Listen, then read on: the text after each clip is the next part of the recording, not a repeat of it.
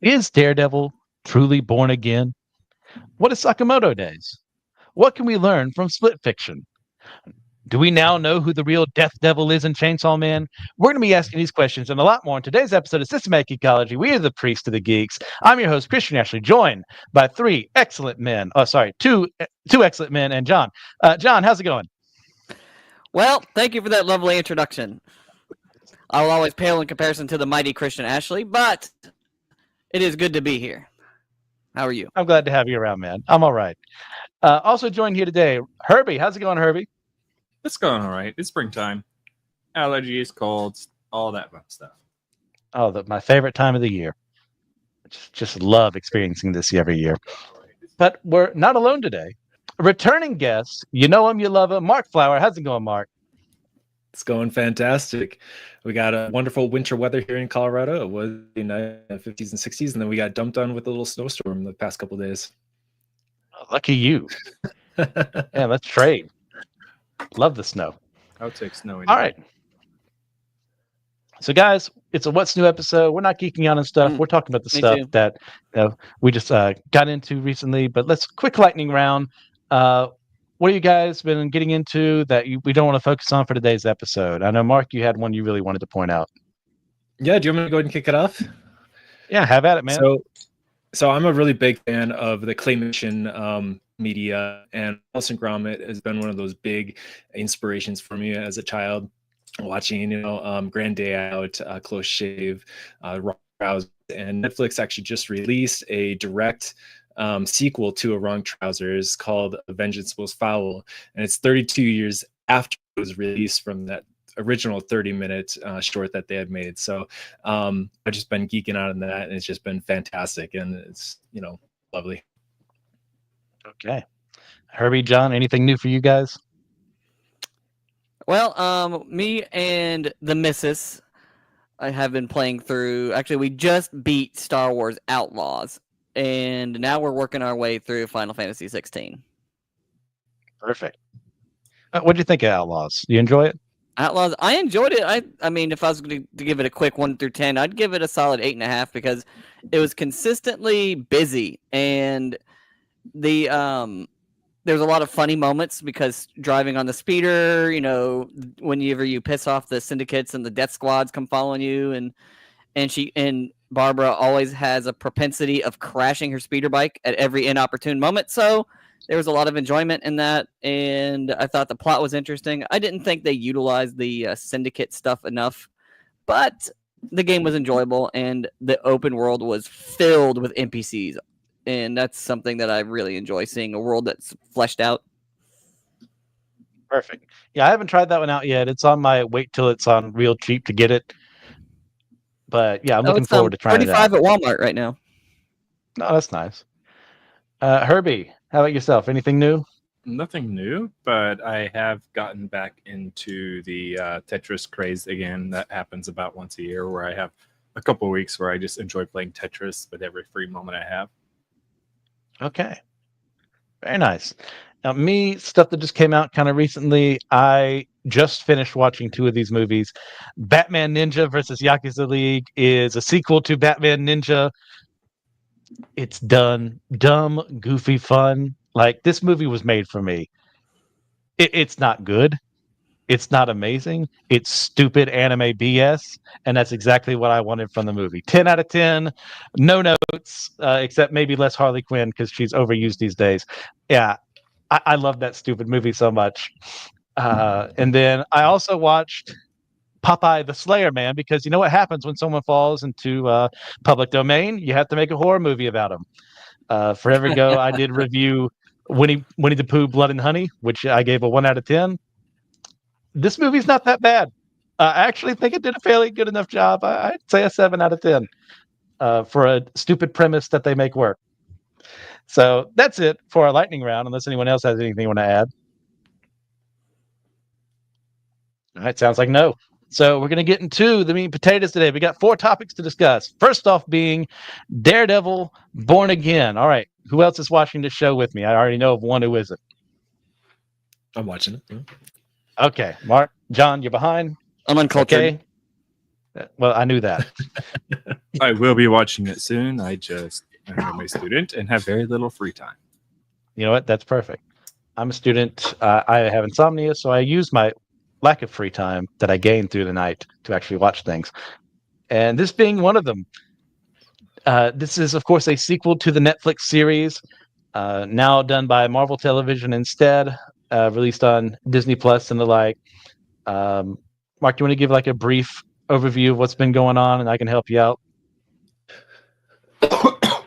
Certainly, sorry about that, Cup. Yeah, so it picks up directly. It picks up directly after those previous seasons that Netflix had, where you Matt Murdock and you got Foggy and what's her name? You got the whole crew together. Aaron, yes. And how can I give away? I mean, are people watching? We do spoilers here. Herbie's going to watch it eventually, anyways. Like, just go for it. Spoilers don't bother me. Don't worry about it. I'll just say that something traumatic happens that impacts Matt Murdock and kind of puts him in a more seclusive mode. So he's not really, he takes the Daredevil moniker kind of away and kind of doing it for a little while. It just ends up being a lawyer. And through a series of events, he ends up jumping back into the role of Daredevil. Obviously, the show is called Daredevil, so you kind of have to have that. But that's kind of where we're at with that. Yeah, I'll say they've done a good job. Normally, I like my superhero to be in the suit. It takes Matt a while to get back in the costume, but those episodes are really worth it. The buildup is great. And we've got all new things happening here. Wilson Fisk has been let out of jail, and he's been using that to like prop it up. Like, I was unjustly convicted because of a vigilante, and he's got the support of the people behind him, and he's just become mayor of New York City, while he's also keeping his criminal ties run by Vanessa, his wife. They're estranged at the moment because of things that happened there at the end of the Netflix series, but they're going through couples therapy to get back together. And Matt, of course, is ruining his life as best he does, through relationships and denying what he needs. It's pretty great. So, Mark, is there anything you want to like discuss about this new season that kind of jumps out at you? I know in the notes you did write something about the Punisher and how that kind of relates to how superheroes, and not just superheroes, but vigilantes are viewed within the world. That was pretty interesting, putting that back in there. I know with the role of filling the role again with John Bernthal, the actor, originally declined the role of coming back as Punisher just because of the way they wrote in the script, and had to reread the script to have a character that he enjoyed much better. So I thought it was kind of interesting revolving around that character and just how big of a story plot that vigilantism is within this whole story. Oh yeah, that's a good one. So John and Herbie, just so you guys are aware, real world people have, let's say utilized the symbol of the Punisher, and people that you don't want to do that, cops, army, marines, so on and so forth, people who shouldn't be having to have that symbol and are now taking it for their own. And Marvel, in response in the comics, has gotten rid of Frank Castle essentially because he's too much of a hot button issue, and they can't write stories around that apparently. And they don't want other people to use it. So in the series, other people are using Frank's, Punisher symbol for their own. So you guys have anything you want to add to that before I have my say? I haven't seen it, so I don't really have anything to add at this point. Okay. John? Yeah, so the use of that symbol, what you're saying, is they're using it in ways that Punisher doesn't actually enjoy it's being used. It's being used for ill-gotten gain versus what Punisher actually stands for. That's kind of what you're referring to, right? Yeah, absolutely. Because the reason the Punisher became a thing is because gang violence was so bad, corrupt cops were everywhere, allowing things to happen like this. So the ideal isn't to have, policemen using his symbol because he only exists because the police aren't doing their jobs. The ideal is that the police are doing their jobs, and one day there's no need for Frank Castle to be the Punisher anymore. And so it's been taken different ways in the comics of him being angry at people who utilize something like this. And right now, like I said, they're just pretty much getting rid of Frank completely because they're just doing their own thing, I suppose, that I don't like. But in the show proper, Frank is kind of almost given up to an extent. Like, kind of sees his war on crime as failing. Even when Matt meets him, like they both know who each other are, so they meet out of costume. And he's still got all of his, guns and gadgets and everything, but he's just not actively fighting right now. He's kind of just basically just at the events of his own series too, which is pretty good. The Netflix did kind of giving up, and we do see cops in the show utilizing his symbol for their own to say, "Oh, we're better than those other cops. We're just going to bring our own brand of justice," versus actually working within the system, which once again was only created because the system wasn't working like it should have.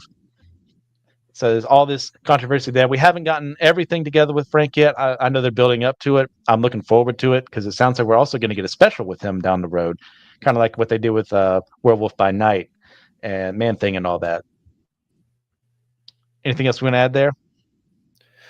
I thought it was really interesting what they did in the show by including kind of like a docu-series or a documentary, interviewing people on the street and asking them about vigilantes and getting this variety of inputs and opinion on vigilantes and specific vigilantes in general.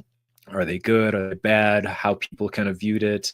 I thought that was a really interesting take to kind of humanize and bring the story kind of back home in real life sort of thing, because everyone's got different perspectives on in life here in the real world. And so I thought it was kind of neat that they kind of put this perspective within the show as well. Oh, yeah. And what they're doing with BB, since they, of course, killed Ben Urich in the original Netflix series, which is always a huge mistake in my opinion, but they do a good job with her. She's got his daughter or niece or something like that in the series, and just having like a kind of essentially a nobody, as it were, like becoming an influencer in a good way of just talking to average New Yorkers and getting their takes on things. I appreciate what they're doing with her. And a huge part of that has actually been, as mentioned before, Fisk, the Kingpin, has become the mayor of New York City. And as part of that, he's some very obvious connections, like no subtlety involved, with recent politicians, and I stress politicians, even though there's probably one more prominent than others. So, like, in our, as what's happened here, like, how fitting of a critique does he serve of those people? And does Fisk himself have a point about vigilante justice? It's like something that's outside the system that can't be controlled.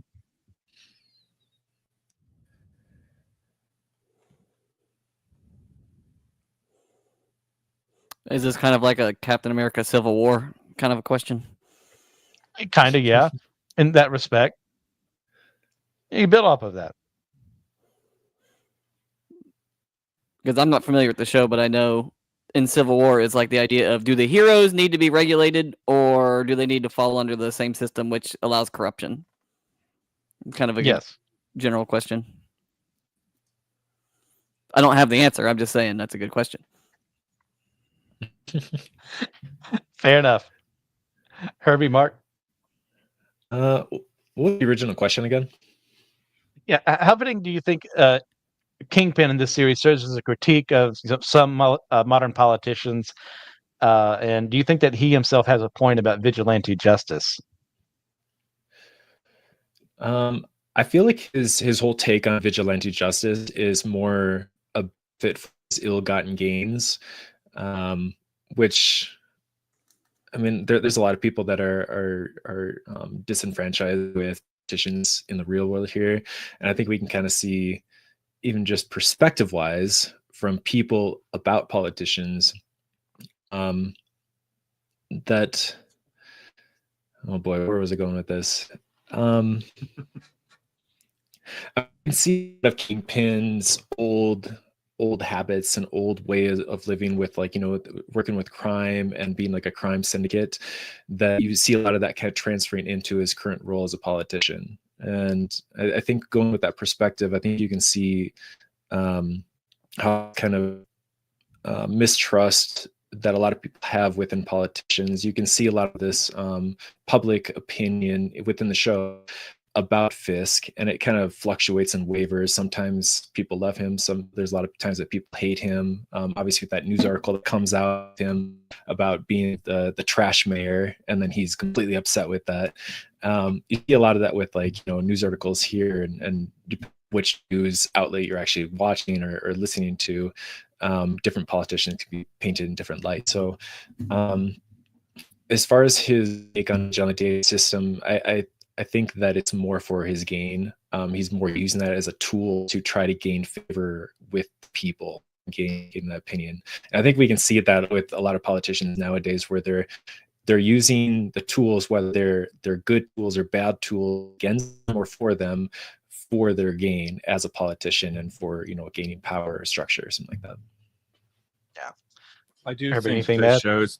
I do believe the entire conversation also needs to pick up. Is there a time when it is justified to be the vigilante who is going to go and do what you feel the system is failing society on? Yeah. I mean, that's why Daredevil exists. That's why the Punisher exists. That's why a lot of these heroes exist. Is that stuff isn't being done, and they have the power. Therefore, do we also have the responsibility? I would argue, yes. In this world, that's what you're supposed to be doing.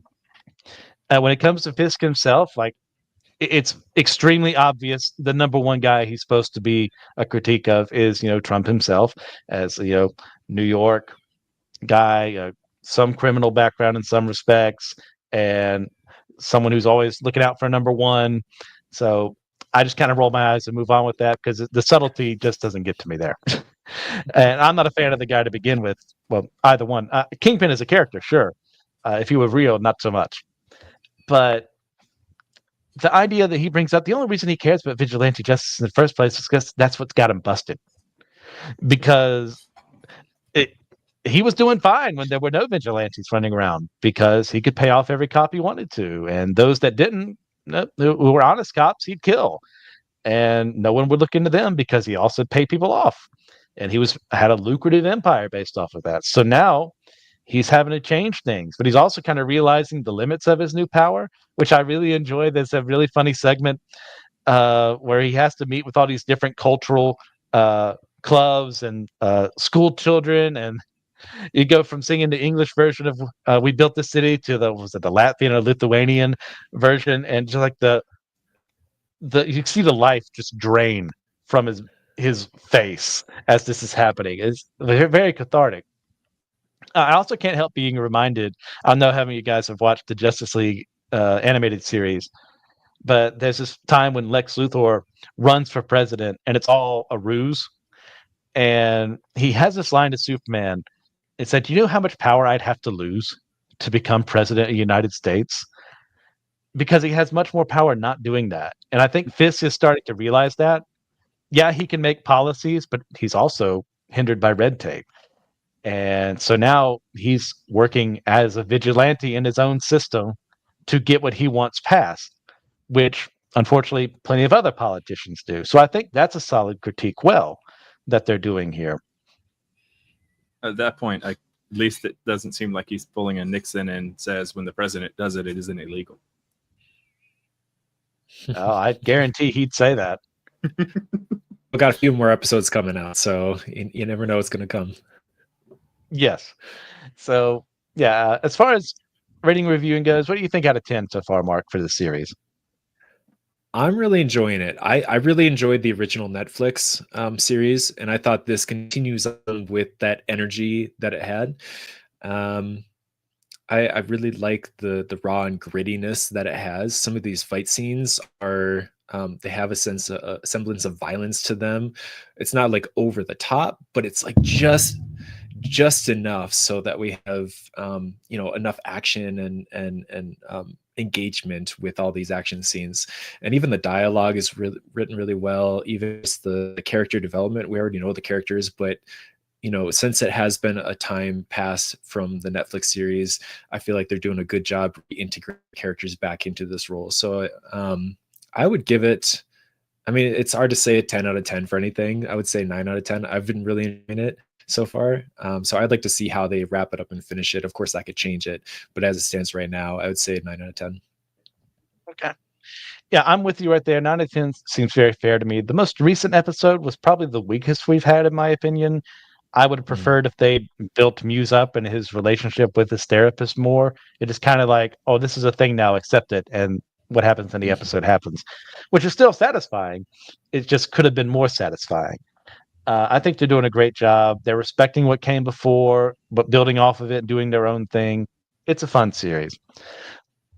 So unless anyone has anything else they'd like to add on Daredevil, I think it's time we move forward to our next topic of discussion, which is Sakamoto Days, which once again, Mark, this is your baby. Why don't you explain what the heck Sakamoto Days is? Which is funny because I never actually really read the manga. I think I just started into reading the last few chapters coming out, and it's really fun. It's really well illustrated, really well fun. I've been getting into more of the Netflix animated show that they come out with, and actually dropping second half of this the animated show in July, sometime in July. So the first half, about 12 episodes or 10 or 12 episodes. It's fantastic. It's fun. It's bright. It's colorful. So basically, the whole story is that it's a retired man. He gets married, has a family, runs a small convenience store, and he devotes his life not to violence as an assassin, but he wants to protect his family and to stop doing violence, stop killing people, and he has these kind of rules of codes of how to live. And so along this whole journey, all these assassins get a contract to come and kill Taro Sakamoto. And through all this, you get these really corny, like quirky little engagements where they're trying to kill him. Of course, retired assassin, he's the best assassin that's ever lived, so he's able to take him out with ease. Like, he can flick a rubber band at them and take them out. And through all this, some of these hitmen, he actually brings them in as people that runs a store and help him on these little adventures that he goes on. And it's just fun. You get these really intense battles that he has with some of these other assassins that are trying to get him, but at the same time it brings this whole umbrella of humor with it, and it's just really funny. Like, you get this one scene where one of the villains is throwing people from a subway car directly at him, and he's just catching the people and casually putting them back on the bench as these people are being thrown at him. So it's all these really kind of fun ones that come through it. Yeah, this is an action comedy kind of series, Shonen Jump manga originally, that's just been adapted to anime. I think there's only 12 episodes for that first season. That's what they're doing. Yeah. I will confess, I'm not big on Sakamoto Days. So I know that's a huge blow, especially to TJ, who won't listen to this episode anyways, because he doesn't care about us. But it just doesn't click with me. The comedy doesn't work as well for me. The action is good. I'll give it that. But the combination of the two doesn't really work. But I'm curious, Mark. I want to see, like, what about this series engages you specifically? Like, it works for you, but it doesn't for me. I wouldn't say it's my favorite. If you like One Punch Man, it's kind of along the same veins as that. I've heard it's along the same veins of, was it Spy Family? Kind of has that humor and whatnot, and along with intense action scenes and everything kind of mixed in. But I think I like the colorfulness and something that I just put in the background while I'm doing dishes or working on something that has a little bit of humor, has a little bit of that fun action scene, just kind of a little bit of everything, but it's bright, it's fun, it's engaging. I think that's why I've kind of enjoyed it. Okay. Yeah, I'm not trying to yuck your yum here, like what you like. It's just, it just doesn't click for me. The jokes kind of fall short for me. The characters aren't the best, and I kind of gave up around the time of when the first season would have ended, if they're doing about 3 or so chapters per episode. But as I understand it from reading on other people, what their opinions of the manga is that it gets more action oriented from here. Now, did you say that you were caught up with it manga wise? No. Okay. I read a couple of the issues, but that's it. Yeah, there's only so much time in a day. So yeah, it just doesn't work for me. It doesn't make it bad. It just means it's not for me. There are some things that are bad and also not for me. This is not one of those things. I'm not willing to fight someone over if you like this or not. Christian, I'm I glad think you you've sold me on watching this show now. There you go. You know what? If you enjoy it because I don't like it, have at it. Contrarians. I built my life on being one. I can appreciate someone else doing it.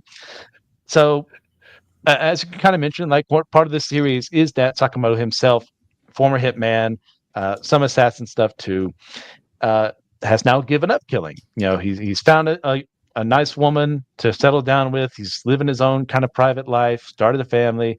So, like, in your opinion, how well is this handled in the series itself?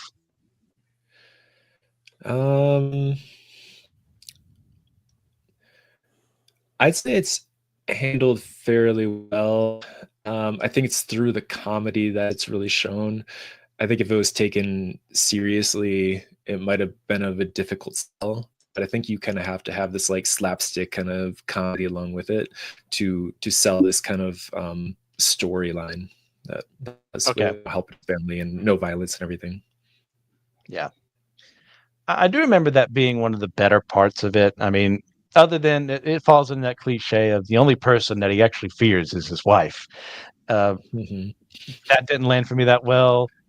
I know it did for better for other people, but the general heart behind it, the guy really hard, uh, did all these terrible things, falls for a good woman who changes who he is as he grows, and then I can get behind the spirit of that. So that's where I'm at here. So as far as like rating and reviewing goes for Sakamoto Days, like what do you think out of 10? How's the series feel for you? I know a lot of the critique that you had mentioned about the animation, the action, and everything like that. A lot of people have critiqued the animation style. Honestly, I don't mind. It's bright, it's vibrant, it's colorful, which I feel like you don't. I mean, the manga is all black and white, but I feel like the art style in it. I feel like I wouldn't naturally add that much color in it, but I add a lot more color. The animation style itself, like the drawing, a lot of people had a critique that it was kind of lazy, but I don't mind. If the artists could spend less time on this, I know a lot of the artists for these animes are overworked, so I don't mind at all.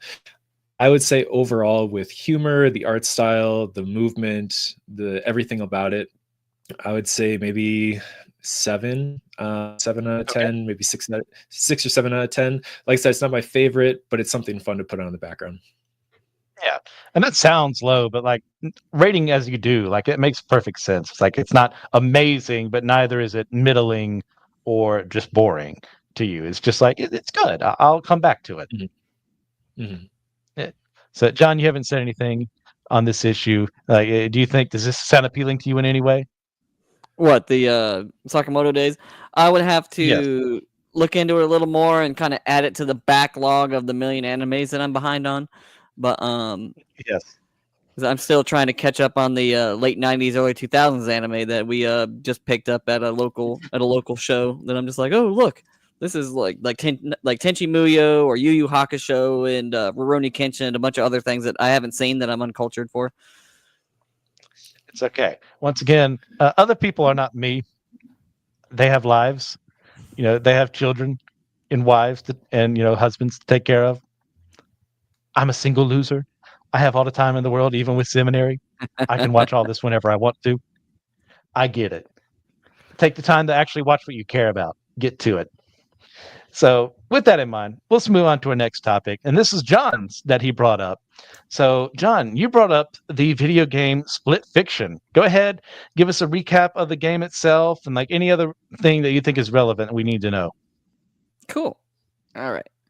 I actually looked up a nice summary for it because you remember me trying to rely on memory. I get tongue-tied really easily. So here is the summary of the game of what it's about. It follows authors Mio Hudson and Zoe Foster after they become imprisoned in the world of their own stories in a virtual reality machine, which is designed to steal creative ideas. And the Okay. whole it's a video game which takes place in their own creative worlds. So this kind of strikes a chord with me and probably Christian too, that we're both authors. We write fantasy science fiction. So the idea of being able to go into a virtual reality version of our own worlds is super appealing. But the premise of this game is that the big bad is using this machine to steal their ideas, which kind of plays off the idea that AI is stealing the ideas of authors.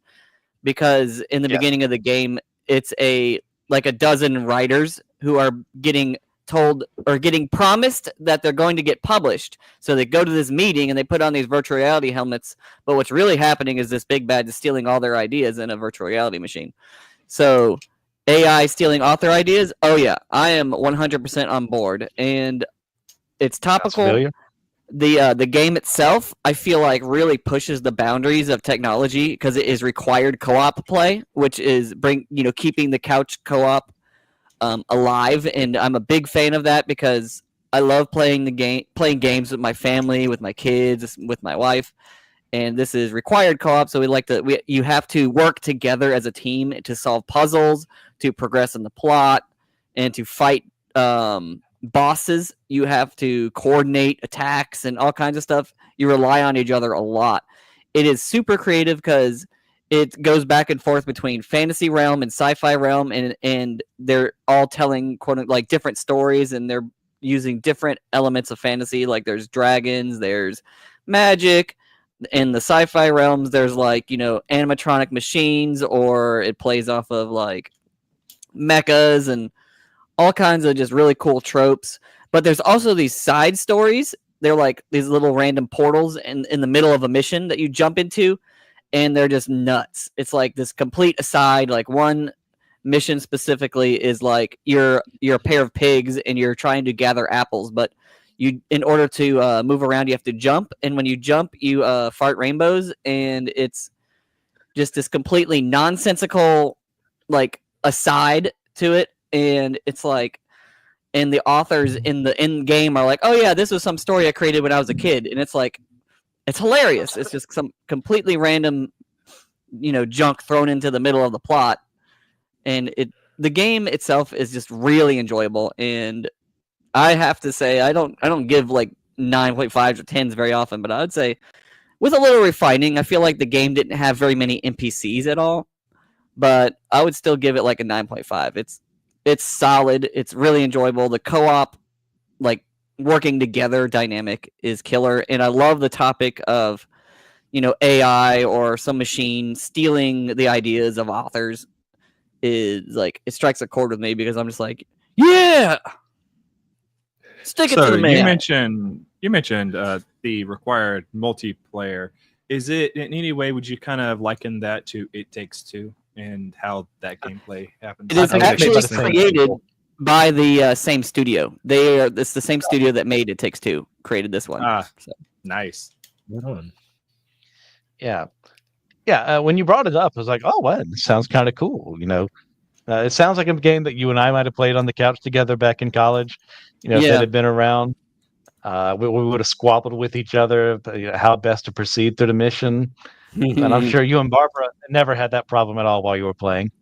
You always perfect sanity, always polite, never had any problems trying to coordinate puzzles or solve, problems together. Nope, just absolutely perfection. See, that's what this game will do. Strengthen marriages. That's perfect. That's what the world needs more of. Just remember, even in that, it takes two, right? Yeah, there you go.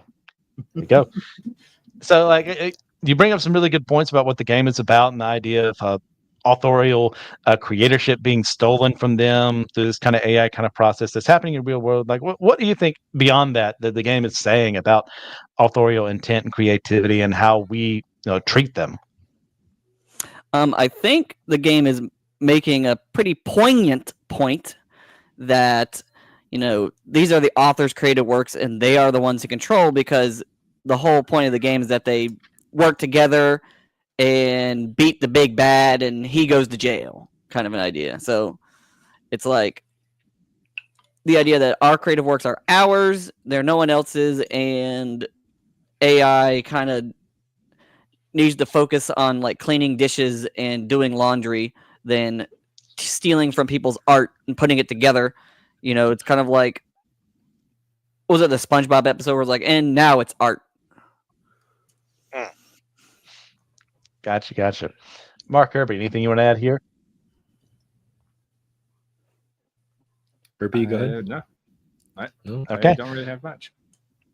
John, anything else Yeah, I you'd was like just to gonna say about the game? I just love Oh, go ahead. It Takes Two. I just that Herbie mentioned earlier. That's the one that I always think of when it's co-op split games, and so I might have to check this game out too. I never heard it before. It is actually awesome to have games that do force you to play with other people and not in like a massive multiplayer. Like one of the reasons I never played Skyrim Online is because it was massive multiplayer. I'm playing with people that it's not in my sphere of friends that I'm having to play with. But when you have games like this where it's like you're almost intended to be in the same room as the person, you're playing with one, maybe a second other player, those are amazing games to have. I don't play MMORPGs because I don't like other people. So there's that. So count you out for any of these games then. No, if we were on the couch playing together, I'd play something like this with a friend. You would rage. So I'm more of a controller would be in the TV. more of a retro All gamer. right. So I actually think of a game like Pocky and Rocky. I don't know if you guys know that. It's like a Super Nintendo game, but it was kind of the same lines of that split co-op screen where you have two players playing at the same time, and a lot of those SNES games, the same kind of concept where you're bonding with somebody right next to you. Yeah. It's just a fundamental part of the games. It's always fun, like back in the day, just playing Halo at the same couch together, or someone else even in the same house but on a different TV. Just having parties like that, I'd love doing that.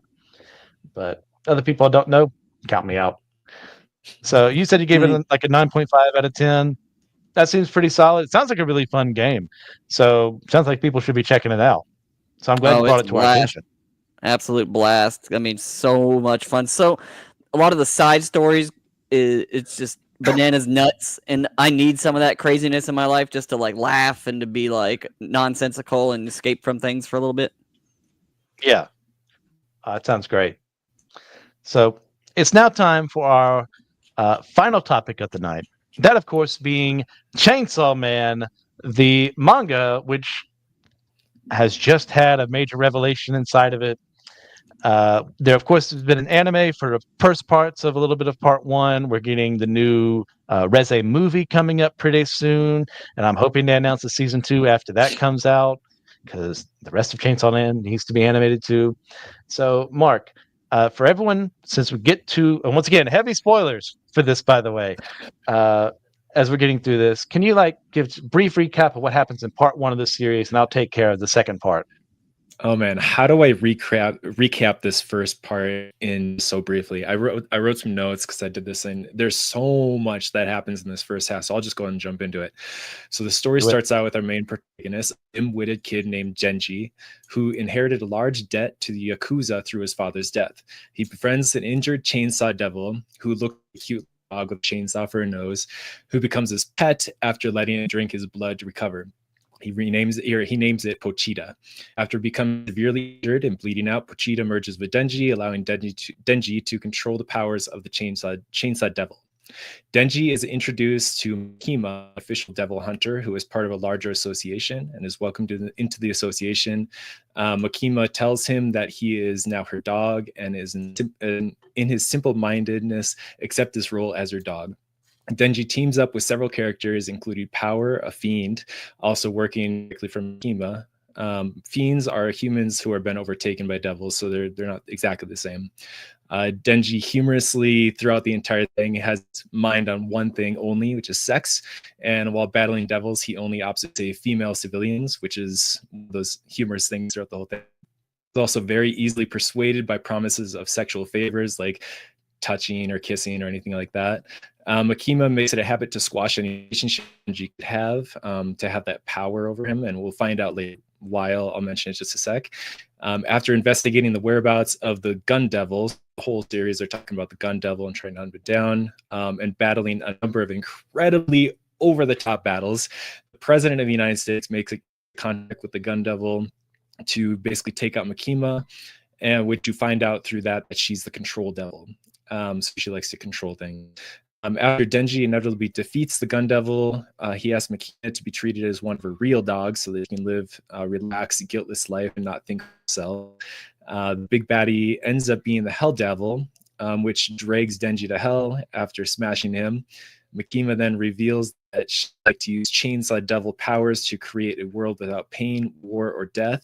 And the very last part is that after a fantastic final battle between Makima, Denji defeats her, and the Control Devil begins anew in a child who has no previous knowledge of what happened before. So that's essentially, in a nutshell, everything that happens. Well said. Yeah, the beginning part of Chainsaw Man, there's some ups, there's some downs.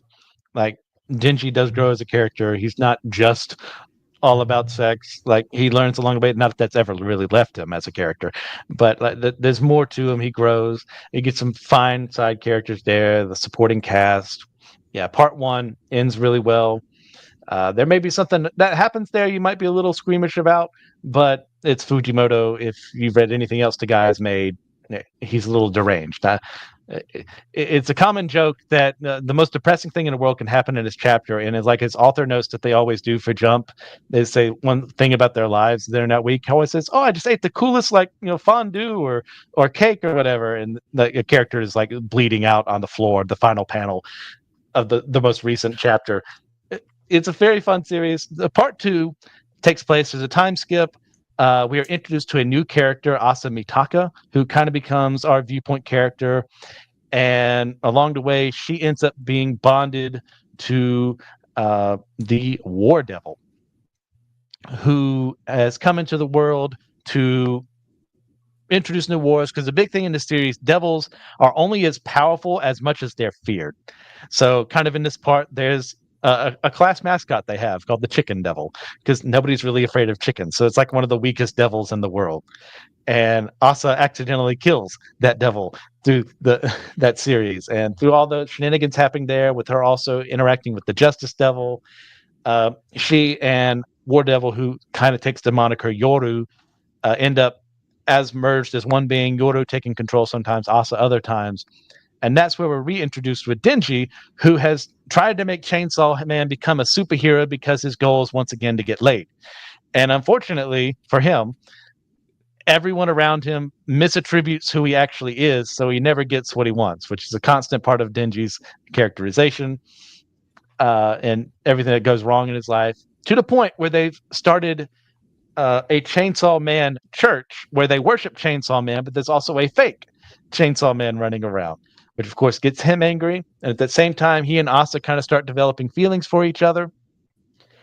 And that goes to all hell because of a lot of shenanigans involving an aquarium, but also Nayuta, who Mark mentioned, who has become the new Control Devil and is basically like a younger sister to Denji, and kind of just wants to have him all to herself. So she erases her memories of him, but he can remember it. It's his own thing. And that they kind of end up hating each other after this. As we're then introduced to the Falling Devil, who kills a bunch of people and gets to the point where they're barely able to take care of her. We're also introduced to this character called Fami, who reveals herself to be the Famine Devil. So we're getting like kind of the horseman of the apocalypse here. And she's manipulating everyone for her own ends. No one really knows why. Until we get to our most recent arc, where we're all afraid that the Death Devil is coming. Because when the Death Devil comes, the world is supposed to be completely destroyed. That's what they're actively fighting. They're trying to get stronger so they can kill the Death Devil before the Death Devil, she kills the world. And we're introduced to who we think is her. And it's this shy, unassuming girl who's a total, very cringy, as put by one character in the series. And it's revealed that she's not actually the Death Devil. She's the Famine Devil, and Famine has been pretending to be her, slowly accruing power, slowly manipulating people for her own ends. And that's where we just left on the final chapter. So this series just keeps getting better and better. Are there things I would change? Yes, absolutely. But Fujimoto is going to Fujimoto. Mark, what do you think? What can be said about what's going on here? Well, I thought that was kind of cool. You brought in the whole horseman. I mean, she brought in the horseman. Family talked about that because this whole thing, it's very Japanese and the devils and the different devils with everything, but then you bring in the horsemen of the apocalypse sort of imagery and get this Christian concept. So I thought that was kind of neat. There were three questions that were kind of brought up through these last three chapters that had come. So 196, 197, 198. First was the inner conflict by second guessing the justice that was delivered to family. So Denji, the Chainsaw Man, which looks dramatically different than any other Chainsaw adaptation that we had before. So that's up for question to begin with.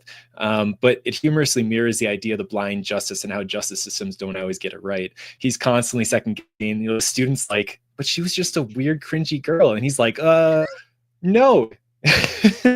Of course she meant to Chainsaw die. Man is justice. Yeah. And secondly, the idea of justice and how it is now intertwined with Chainsaw Man. So he even says we by saying we don't make mistakes. I don't recall devils actually ever referring to themselves in this whole story as singular plurals. And he isn't very consistent here because he also says that I'm Chainsaw Man, devil killing avatar justice. He also seems to talk to the devil inside of him, saying by you've never steered me wrong before. So did Chainsaw Man devour the Justice Devil? Like what is the relationship here? What is the connection here? So I think there's a lot of up in the air as far as like what's going on here. And thirdly, he mentions that he needs to stop the coming prophecies of Nostradamus. There have been a number of big reveals in the last few chapters, but are they subtly settling up Nostradamus as the baddie devil? So I'm kind of curious as they're like, why would they drop this name as, as everything's kind of happening so subtly? It just feels like a throwaway in the whole dialogue that Denji's having, or Chainsaw Man. So I thought that was kind of interesting with everything. Yeah, in regards to Nostradamus, he's been mentioned before. For those who don't know, Nostradamus was a French mystic in the 1600s who supposedly was a prophet of sorts. He wrote in a quatrain kind of style where it was very, very vague, to the point where, as opposed to most biblical prophecies that are more direct in certain responses, he is kind of like has tons of people across the world who believe in anything he says because you can apply anything when you write it so nebulously. And I say that as someone who owns a complete edition of all of his prophecies. I've read through it multiple times. It's a really cool thing to explore, but you can make it applicable to anyone if you just write as vaguely as possible, which is what Nostradamus was great at. So It's adding big him enough is to where it's useless. yeah, pretty much. Adding him to the story makes perfect sense. Is like someone pre-existing character in our real world. We can look back and say, oh, well, they can add him in, and if he makes a prophecy, it's true or something like that. Now, the difference is this is the fake Saw Man dealing with the fake, well, the real famine devil, who has been affected possibly by the justice devil. It's all over the place. It's really hard to understand at times, and I'm okay with that because it's done in a fun way. Normally, I hate convoluted things that don't make sense. And I say to someone who writes convoluted things, I hope they make sense at the end of the day. So it's all there. You had another point I've forgotten about, the first one. About justice and kind of mirroring the blind justice and everything. I thought that kind of mirrored well with Daredevil too, actually. So it's perfect that we have both of these in this episode. That's a good one too, because from a vague human perspective, like what is justice? You'll get 15 different answers versus say like a more absolute form would come from biblical studies or God and who is the ultimate arbiter of what is just. And of course, this is written by a Japanese mangaka. I'm not expecting biblical truth to be dealt out here. And it doesn't matter anyways. When the horsemen of the apocalypse are brought in, we don't even know what that means. And we've been studying it for 2,000 years. So is what it is. I'm not expecting an accurate treatise on the Bible from a shonen manga meant for kids and teenagers. It's fine. They just use it in the same way. John, we've watched Neon Genesis Evangelion. All those things about angels and the Christian imagery that were thrown in there, it's because it looked cool. They didn't actually care about the actual religion itself. Correct. I will say it's interesting for justice to be a demon, and the idea that it is only powerful in as much that it is feared. Yes, that's a huge concept in a series. It's one of the best parts is which devil you would think would have more power than another. Since obviously war, plenty of people are afraid of war. Famine, plenty of people are afraid of famine. Then you also have things like the Bat Devil or the Katana Devil, uh, and stuff like that. It's like, oh, who's afraid of a katana? Well, I guess someone who's been struck down by a katana or at the threat of that happening to them. So that's why they're as strong as they are. But you also have like that chicken devil. It's like, who's afraid of a chicken? I'm sure someone has like an irrational fear of Link. a chicken.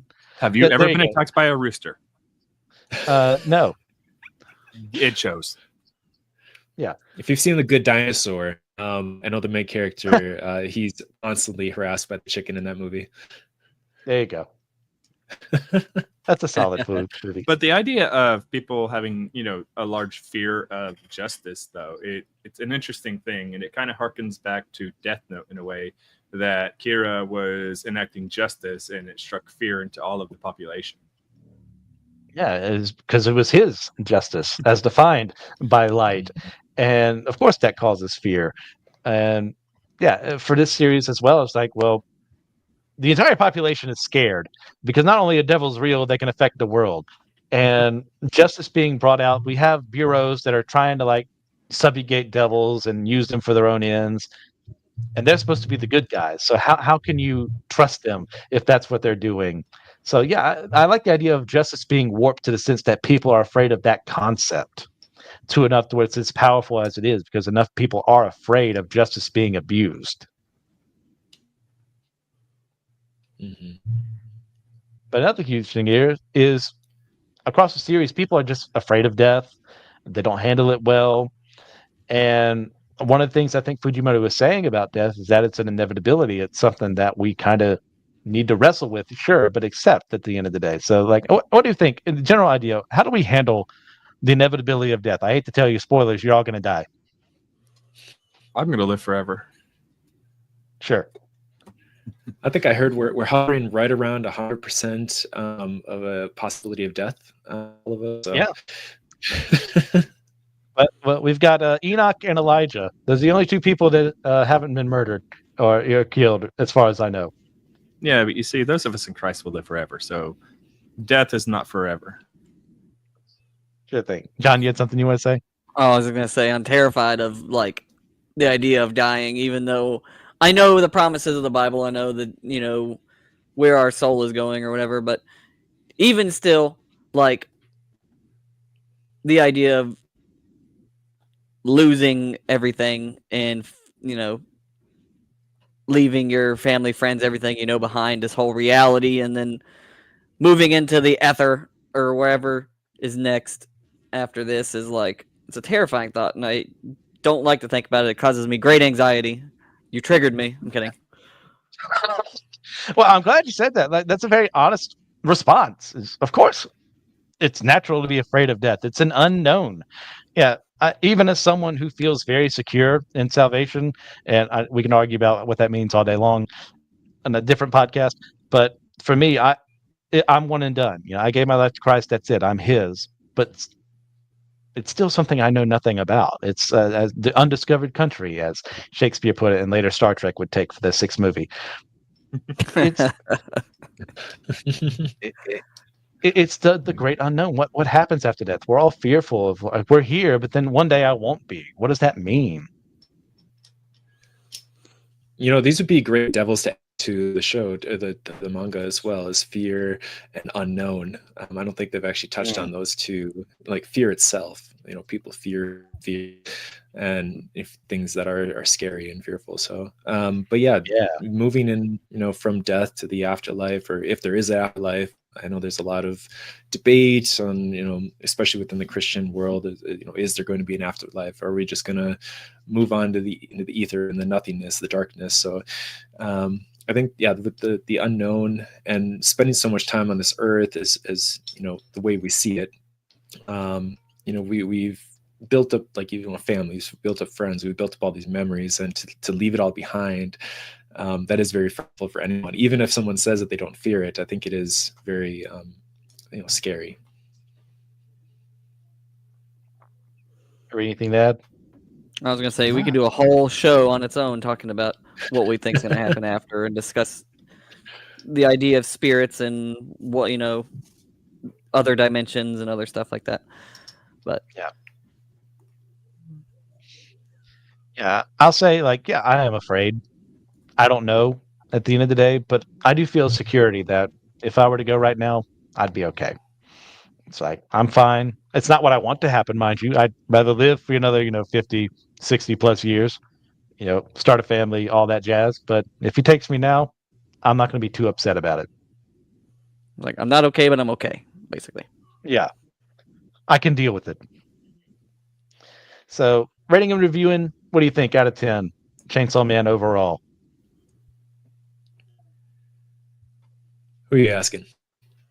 You, because you're the only person besides me who's read it.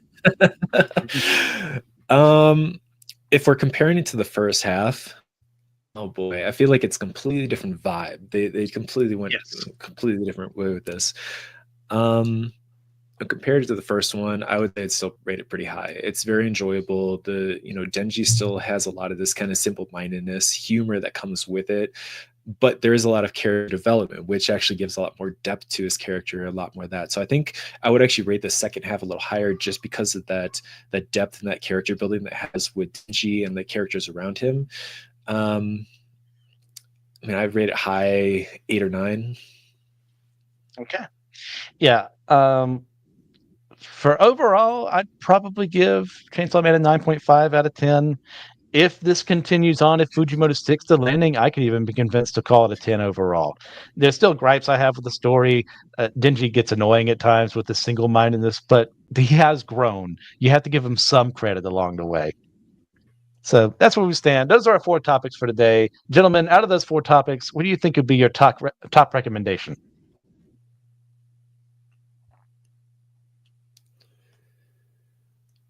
Oh boy, I haven't checked out the game. Biased with Split Fiction. Split Fiction, okay. Mark, Herbie? I was going to say that I haven't checked out Split Fiction yet. I actually just learned about it pretty much through this conversation here, but it looks like a lot of fun. I really like the It Takes Two games, so if it's anything like that, oh boy, that might be at the top of my recommendation, even though I haven't actually checked it out yet. So I would say, oh boy, Chainsaw Man, Daredevil, Split Fiction. I feel like they're all pretty up there. Okay. For me, I won't give a recommendation because I haven't really interacted with any of these media. But what I am sold on is the Sakamoto Days, thanks to Christian for arguing against it. But he was arguing against it because he was saying it's a lot like things that I do like. So, he sold me on it. Okay. So I, too, will be contrarian and not pick Split Fiction like I was going to since the majority took it. And I'll do Daredevil. Solid series. Go watch the original Netflix series too. Lots of fun. So guys, thank you for all that you do here. Leave a like, subscribe as well if you can, or comment down below. We really love reaching out with you guys, hearing what you have to say. If you're listening to this on podcast form, leave a 5-star review on your podcasting platform of choice. As well, I'd like to list out some sponsors of the show we really love. Thank you, Ethan Overcash, Austin Nance, Amber Riley, and Jonathan Augustine. You guys are the best. But remember, we're all the chosen people. A geekdom of priests.